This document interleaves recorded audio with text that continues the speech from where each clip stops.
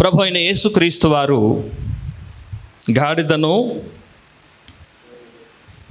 గాడిద పిల్లను ఎక్కి నీ యుద్ధకు వచ్చుచున్నాడు అన్నాడు. ఈ ఫామ్ సండే లేక మట్టల ఆదివారము వారు ఖర్జూర మట్టలు పట్టుకుని జయోత్సాహాలు చేస్తూ హోసన్నా హోసన్నా అంటూ స్తుతినాదాలు చేయిస్తూ సంతోషముతో వారు ప్రభువుని ఆరాధించిన పరిస్థితులు కనబడతా ఉన్నాయి. ఎక్కడ ఆయన అవమానింపబడ్డాడో, ఎక్కడ గేలి చేయబడ్డాడో, ఎక్కడ ఆయనను తృణీకరించారో అదే స్థలములో ఆ ఏరియాలోనే ఆయనకు గొప్ప ఘనత ఇవ్వబడింది.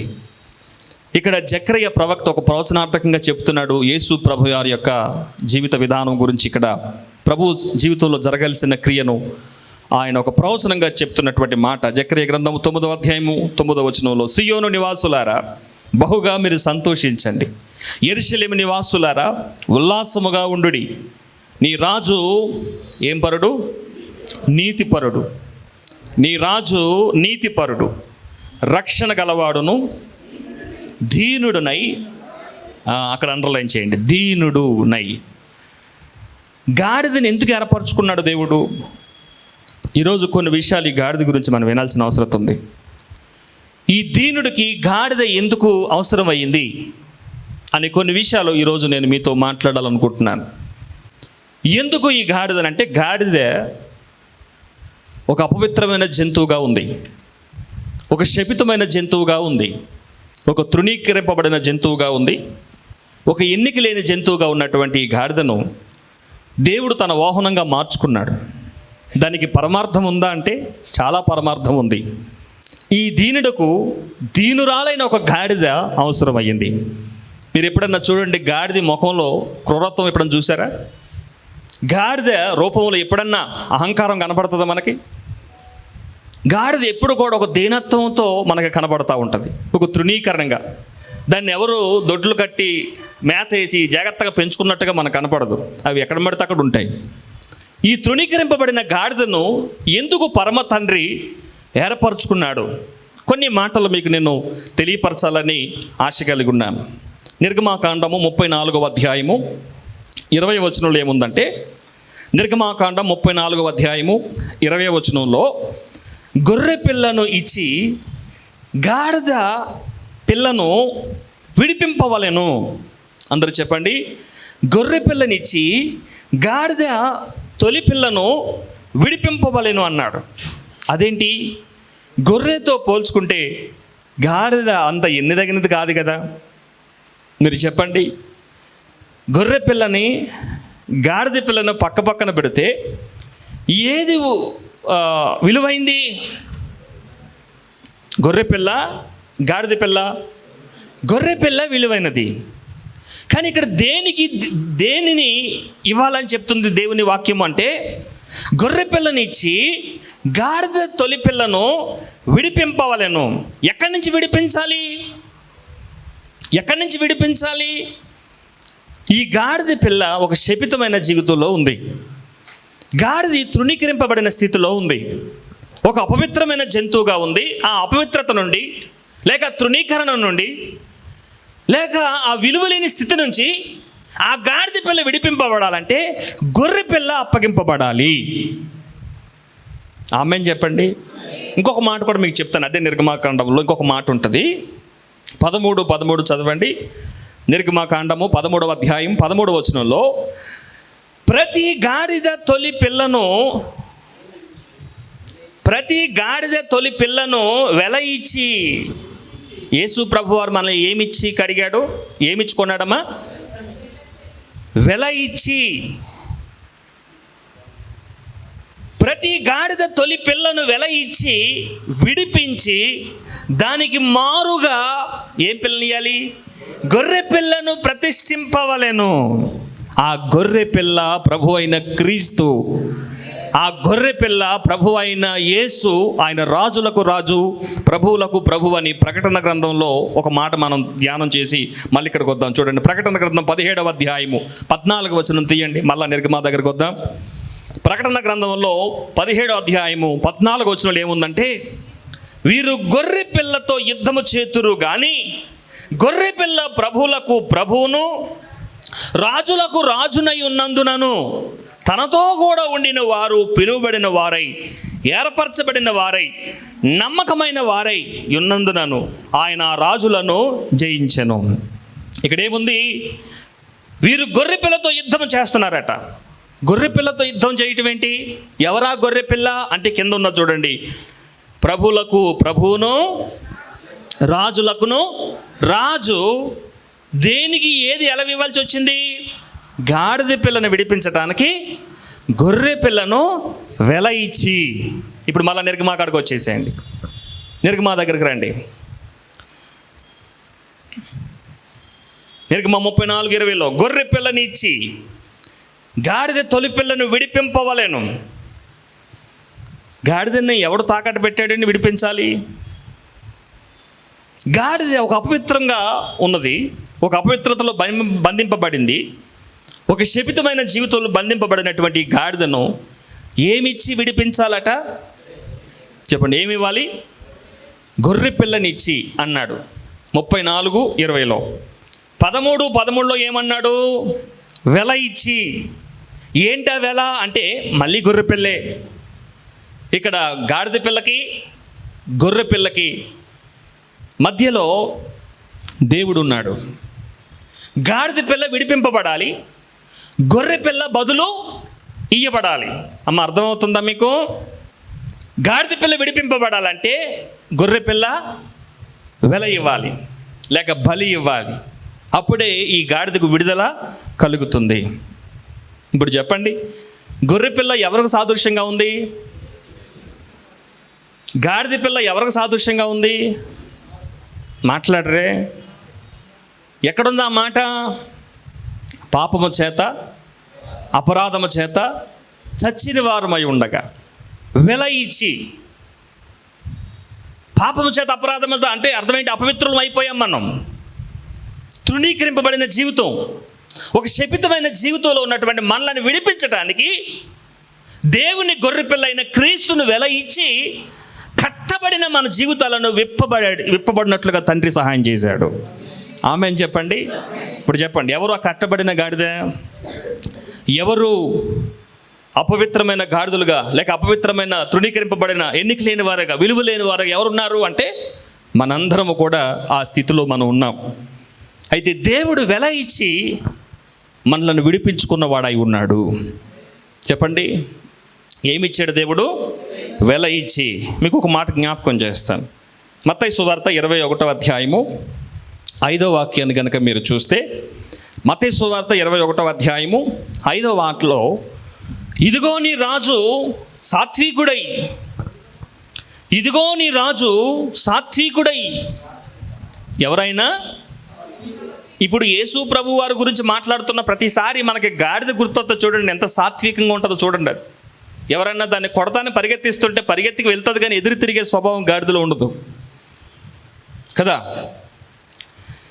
ఇదిగో నీ రాజు సాత్వికుడై గాడిదను భారవాహన పశువుల పిల్ల అయిన నిన్ను, ఆ చిన్న గాడిదను ఎక్కి నీ యొద్దకు వచ్చుచున్నాడని సియోను కుమారితో చెప్పుడి అనున్నది. అంటే సంఘముతో చెప్పండి, దేవుని పిల్లలతో చెప్పండి. ఎలా వస్తాడట? ఇదిగో నీ రాజు సాత్వికుడై. ఈ సాత్వికుడు ఏది ఏర్పరచుకున్నాడు? బహువేగంగా పరిగెడుతున్న గుర్రాన్ని ఏర్పరచుకోలేదు. అసలు చూడటానికి భయపడే, అసలు రూపాన్ని చూసే భయపడేటువంటి విధంగా ఉండే ఒక సింహాన్ని వాహనంగా మార్చుకోలేదు. మరి దేన్నో వాహనంగా ఆయన మార్చుకున్నవాడు కాడు. దేనిని వాహనంగా మార్చుకున్నాడంటే గాడిదను. చూడండి, ఇదిగో నీ రాజు సాత్వికుడై గాడిదను వాహనంగా మార్చుకుని చిన్న గాడిదను ఎక్కి నీ యొద్దకు వచ్చుచున్నాడని సియోను కుమార్తెతో చెప్పండి. ఉదాహరణకి గాడిది మనకి సాదృశ్యంగా ఉంటే, క్రీస్తు గాడిదని ఏర్పరచుకున్నట్లుగా, అనగా దేవుడు మనల్ని ఏర్పరచుకున్నాడు. ఆయన మన మీద ఆసీనుడై, లేక మనలో ఆసీనుడై, మన హృదయ సింహాసనం మీద ఆసీనుడై మనలో ఉండి ఆయన భూమి మీద ఆయన రాజ్యం కట్టబోతా ఉన్నాడు. ఆమేన్ చెప్పండి. కాబట్టి ఒక మాట మీకు జ్ఞాపకం చేస్తే, ఇక్కడ యోహాను శుభవార్త 12:13 ఏముందంటే, ఖర్జూర మట్టలు పట్టుకుని 13వ చూడండి, 13వ వచనం. యోహాను శుభవార్త 12వ అధ్యాయం 13వ వచనం. ఖర్జూర మట్టలు పట్టుకొని ఆయనను ఎదుర్కొనబోయి జయము. ఎలా చెప్తున్నారు వీళ్ళు? దేన్ని ఆధారం చేసుకుని ఆ నాదాలు పలుకుతున్నారంటే ఇందాక మనం చదివాము జకర్యా గ్రంథం 9వ అధ్యాయము 9వ వచనాన్ని ఆధారం చేసుకుని, లేఖనాలను ఆధారం చేసుకుని ప్రభువుని వారు గుర్తుపట్టి ప్రభువు గురించి వారు పాడుతున్నటువంటి పాటలు. ఖర్జూర మట్టలు పట్టుకొని ఆయనను ఎదుర్కొనబోయి జయము, ప్రభువు పేరట వచ్చుచున్న ఇజ్రాయేలు రాజు స్తుతింపబడును గాకని కేకలు వేసిరి. ఏమేస్తున్నారమ్మ వాళ్ళు? కేకలు వేసిరి. సియోను కుమారి భయపడకము, ఇదిగో నీ రాజు గాడిద పిల్ల మీద ఆసీనుడై వచ్చుచున్నాడు. అక్కడ అండర్లైన్ చేయండి, గాడిద పిల్ల మీద ఆసీనుడై వచ్చుచున్నాడు. ఎందుకు గాడిద పిల్ల మీద ఆసీనుడై వచ్చుచున్నాడు? ఎందుకంటే ఆ గాడిద పిల్లని ఆయన విడిపించుకున్నాడు కనుక. ఎందుకంటే ఆ గాడిద పిల్లకి ఆయన వెల ఇచ్చి సంపాదించుకున్నాడు కనుక. ఆ సంపాదించుకుని ఈ గాడిద పిల్లని వాహనంగా మార్చుకున్నాడు. అలాగే నిన్ను నన్ను క్రీస్తు తన రక్తం వెల ఇచ్చి సంపాదించుకున్నాడు. సంపాదించుకున్న మనం ఆయన సొత్తు అని దేవుని మాట సెలవిస్తుంది. మీరు చెప్పండి, మీరు మీ సొత్తు కారు కదా? మీరు మీ సొత్తేనా, దేవుని సొత్తా? అప్పుడు మనం ఎవరి కోసం బ్రతకాలి? మీరు మీ సొత్తు కారు, మీరు విలువ పెట్టి కొనబడిన వారు. సాధ్యమైతే పక్కన వారు చెప్పండి, మీరు మీ సొత్తు కాదు, మీరు విలువ పెట్టి కొనబడిన వారు అని చెప్పండి. మీరు మీ సొత్తు కారు, మీకోసం బ్రతకడానికి గతించిన కాలం చాలు. అయితే మీరు విడిపింపబడ్డారు ఆ తృణీకరింపబడిన జీవితం నుండి, ఆ చీకటి చెర నుండి, ఆ శపితమైన జీవితం నుంచి. నీ రాజు, సాత్వికుడైనటువంటి నీ రాజు నిన్ను విడిపించాడు కాబట్టి ఆయన నీ మీద ఆసీనుడై బయలుదేరి ఆయన రాజ్యం భూమి మీద కట్టబోతా ఉన్నాడు. నీవు ఆయన కొరకు బ్రతకాలని దేవుని మాటలు మనకి సెలవిస్తూ ఉన్నాయి. ఎంతమంది దేవుని చేతిలో ఒక పనివాడుగా ఉంటానని మీరు నిర్ణయం తీసుకోగలుగుతారు? ఎంతమంది దేవుని కోసం బ్రతకటాను బ్రదర్? చేయి చూపించగలరమ్మా? విడిపింపబడిన గాడిదలమే కదా మనం. గాడిదంటే ఏదోలా చూస్తున్నారు మీరు. మీ ఇంట్లో పిల్లల్ని ముద్దుగా పిలుచుకునే పేర్లేంటి? గాడిద. కొంచెం ముద్దుగా నవ్వుతూ పలికేదేంటమ్మా? గాడిద. లే గాడిద లే అంటారు కదా లేపేటప్పుడు. ఇంకా కోపం వస్తే ఏమంటారు? ఏ గాడిద, దానికి ఇంకోటి ఏదో యాడ్ చేయండి. అంత పెద్ద మాట వద్దులే, ఇంకోటి ఏదో ఉంటుంది. ఇంకో గాడిద ఉంది చెప్పండి, ఇంకా ఏమంటాం అమ్మా? అడ్డగాడిదలే. ఎందుకో గాడిద మరి ఒక రకంగా తృణీకరింపబడిందే కానీ చాలాసార్లు వినపడతా ఉంటుంది. అది దేవుడు కూడా ఎందుకో విరువుగా వాడుకున్నాడు. 7 మాటలు మీకు చెప్పి నేను ముగిస్తాను. ఎన్ని స్థలాలు ఎక్కడెక్కడ గాడిది పనికొచ్చిందో, ఉపయోగపడ్డదో నేను మీకు జ్ఞాపకం చేస్తాను. గాడిది ఒక దీనత్వానికి గుర్తు, గాడిది ఒక సాత్వికానికి గుర్తు. గాడిదే ఒక ఎన్నిక లేనిదైనప్పటికీ కూడా ఒక పెంట కుప్పల మీద ఉన్నటువంటి గాడిదని దేవుడు అందరంగా ఎక్కించి ఆ గాడిద వెళ్తుంటే బట్టలు పరిచారు వాళ్ళు. ఆ మట్టలు పట్టుకుని ఊరేగిస్తున్నప్పుడు ఆ గాడిద ఎంత ఘనతకి పాత్రలుగా ఉందో మీరు ఆలోచించండి. ఎక్కడో పెంట కుప్పల మీద, ఎక్కడ రోడ్డు పక్కన తిరిగే గాడిదని వీధుల్లో జనం అందరి మధ్యలో ఆ సాత్వికుడు ఆసీనుడై ఉన్నప్పుడు ఈ గాడిద వెళ్తుంటే ఆ గాడిదకి ఎంత ఘనత. అలాగే దేవుడు నీ మీద ఆసీనుడై ఉండి ఆయన ఆత్మ పొందినవాడుగా, ఆయన ఆత్మలో నిలిచిన వాడుగా, ఆయనతో సహవాసం చేసేవాడుగా నీ ఉంటే ఈ లోకంలో నీకు ఘనత ఎల్లప్పుడూ ఉంటుంది. ఇహమందు 100 రెట్లు, పరమందు నిత్యజీవం నీకు దొరుకుతుంది. ఆ రాజును నువ్వు గుర్తించుకోడా, ఆ రాజును నువ్వు మోయకపోతే, ఆ రాజును నువ్వు నీ జీవితంలో కలిగి ఉండకపోతే, ఆ రాజు కొరకు నువ్వు బ్రతకకపోతే అది విలువలేని గాడిదగానే మారిపోతూ ఉంది. కాబట్టి దేవుడు మనల్ని ఎందుకు ఏర్పరచుకున్నాడంటే అక్కడ ఒక మాట ఏముంది కింద చూడండి. యోహాను సువార్త 12వ అధ్యాయం 13వ వచనం లాస్ట్లో, 14లో లాస్ట్లో ఉంటుంది చూడండి. సియోను కుమారి భయపడకము, ఇదిగో నీ రాజు గాడిద పిల్ల మీద ఆసీనుడై. దేని మీద ఆసీనుడై ఉన్నాడు ఆయన? గాడిద పిల్ల మీద ఆసీనుడై వచ్చుచున్నాడు. ఆసీనుడై ఉన్నాడు. అలాగే నీ మీద దేవుడు ఆసీనుడై మూర్ఖుల దగ్గరికి నువ్వు ఆయనను మోసుకు వెళ్ళాలి. ముస్కర్ల దగ్గరకు నువ్వు ఆయనను మోసుకెళ్తే వారి జీవితాలు మార్చబడతాయి. యేసుక్రీస్తు వారిని గురించి ఒకరికి నువ్వు చెప్పే సువార్త ఆయనను నువ్వు మోసుకెళ్ళటమే అర్థం. నేను ఎవరికి సువార్త చెప్పనండి, ఎవరికి నా సాక్ష్యాన్ని చెప్పనండి, ఎవరి దగ్గరికి వెళ్ళి నేను క్రైస్తవునని చెప్పుకోనండి, నా పని నేను చేసుకుంటూ వెళ్ళిపోతానండి అంటే నువ్వు ఒక స్వార్థపూరితమైన గాడిదివే అని అర్థం. నువ్వు క్రీస్తును మోసే గాడిదివి కాదు, లేక క్రీస్తును ధరించిన గాడిదివి కాదని దేవుని మాటలు సెలవిస్తూ ఉన్నాయి. గాడిద అంటే ఏదో బూత్గా మీరు తీసుకోకండి, అది చాలా విలువైనదిగా ఉంది, చాలా చోట్ల పనిచేసింది. ఈ దీనురాలుగా ఉన్న ఈ గాడిదని దేవుడు ఏర్పరచుకుని వాహనంగా మార్చుకుని ఆసీనుడై సియోనును విడిపించడానికి వస్తున్నాడట ఆయన. ఆమేన్ చెప్పండి గట్టిగా. మార్కు సువార్త 11వ అధ్యాయం 2వ వాక్యంలో, నీ ఎదుటనున్న గ్రామమునకు వెల్లుడి. తన ప్రియ శిష్యులతో దేవుడు చెప్తున్న మాట.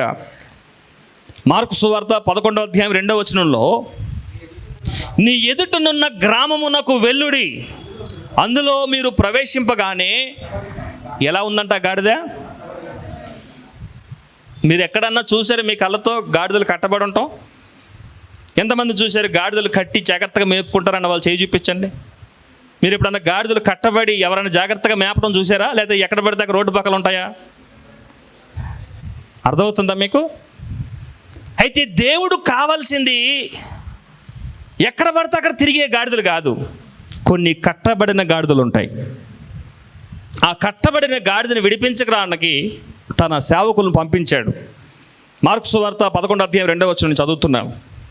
నీ ఎదుటనున్న గ్రామమునకు వెల్లుడి, అందులో మీరు ప్రవేశింపగానే కట్టబడి ఉన్న ఒక గాడిద పిల్ల కనబడును, దాని మీద నీ ఏ మనుషుడును ఎప్పుడునూ కూర్చుండలేదు.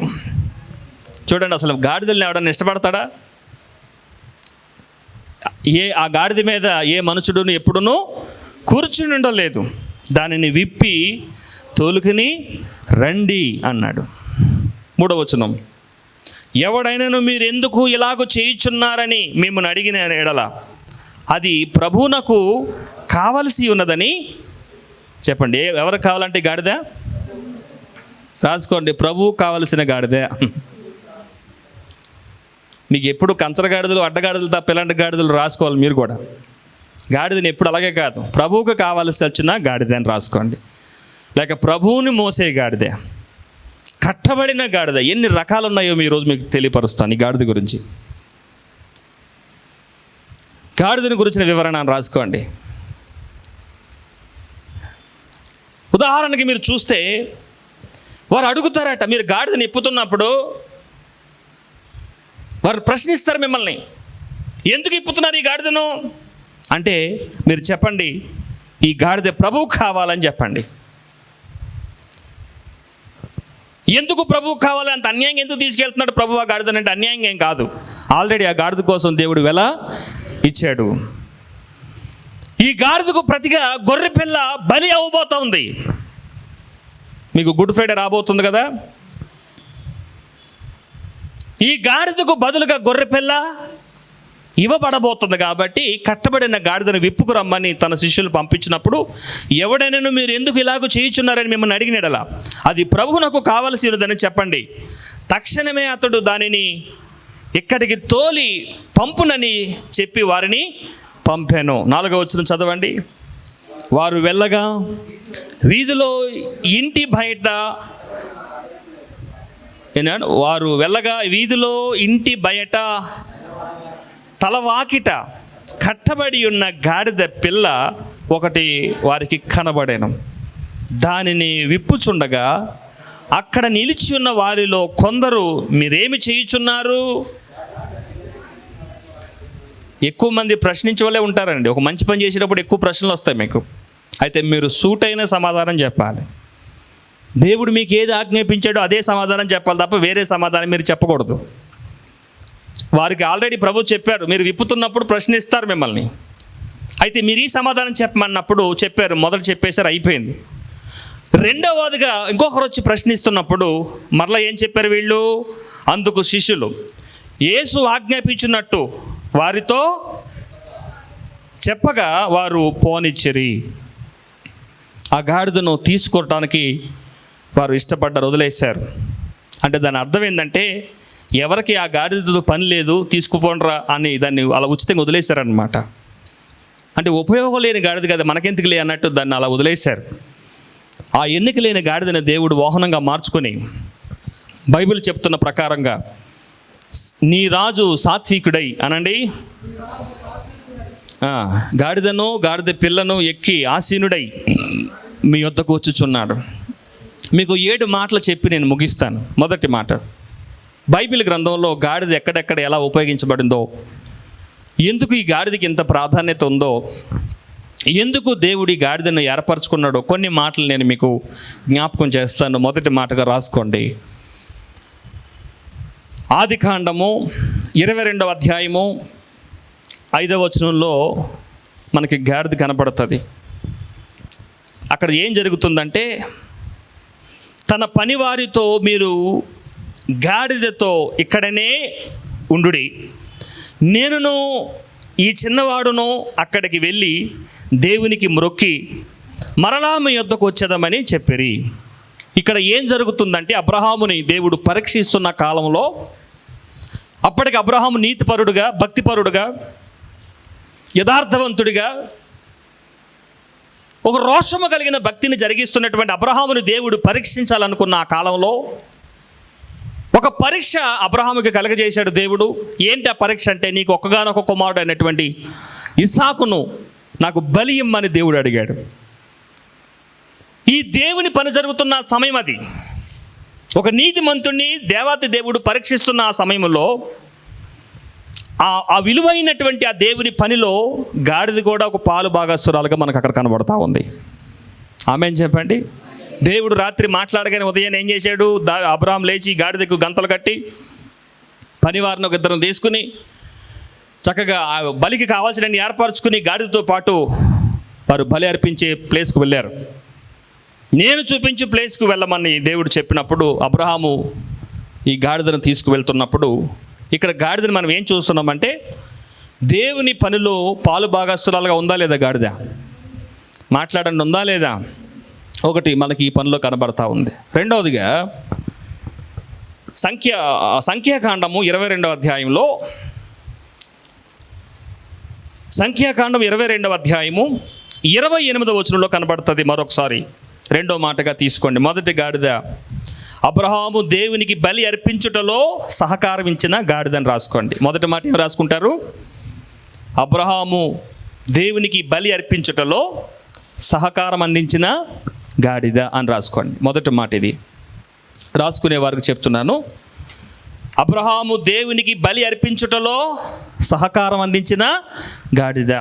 రెండో మాట, దేవుని యొద్ద వాక్కును పొందిన గాడిదని రాసుకోండి. రెండో మాట, దేవుని యొద్ద వాక్కును పొందిన గాడిద. సంఖ్యాకాండం 22వ అధ్యాయం 28వ వచనంలో,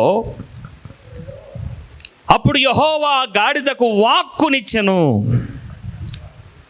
అమ్మ వింటున్నారా? దేవుని పనిలో పాలు పొందుకోవడానికి అవకాశం దొరికింది మొదటి మాటలో గాడిదకు. రెండో మాటలో ఏం చూస్తున్నామంటే, దేవుడు గాడిదకు వాక్కునిచ్చాడు, మాట్లాడే శక్తి ఈ భూమి మీద. తన దీనత్వాన్ని బట్టి దేవుని కృప పొందిన గాడిదని కూడా రాసుకోవచ్చు మనం ఇక్కడ. దేవుని వాక్కును పొందిన గాడిద మనకి ఇక్కడ కనబడతా ఉంది.